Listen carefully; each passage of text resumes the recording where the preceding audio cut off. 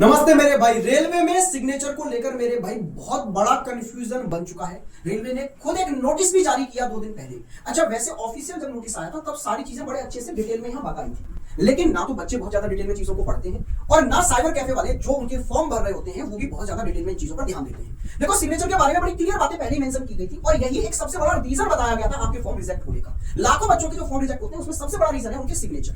देखो मेरे भाई, सिग्नेचर कैसे होने चाहिए? पहली बात तो व्हाइट बैकग्राउंड पर होने चाहिए। अगर आपने व्हाइट की जगह कोई अदर बैकग्राउंड यूज कर लिया है, फॉर्म रिजेक्ट हो जाएगा।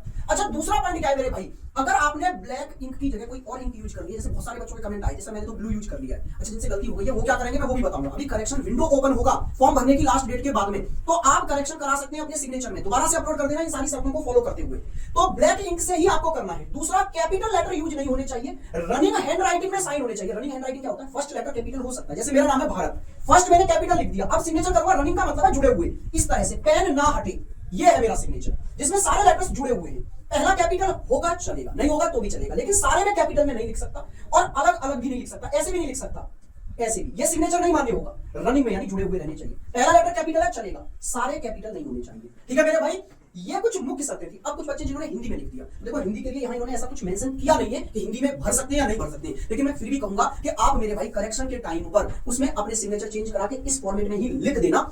और याद रखना, ये सिग्नेचर आपके मैच करने चाहिए। जब आपका एग्जामिनेशन होगा वहां पर कराए जाए उन सिग्नेचरों से, जब आपका डॉक्यूमेंट्स वेरिफिकेशन होगा वहां पर सेम सिग्नेचर करने होंगे आपको, मेडिकल जो एग्जामिनेशन होगा वहां सेम करने होंगे, और जो आपका अपॉइंटमेंट होगा वहां पर भी सेम सिग्नेचर करने होंगे। तो ऐसे सिग्नेचर करना जो हर बार सेम कर पाओ।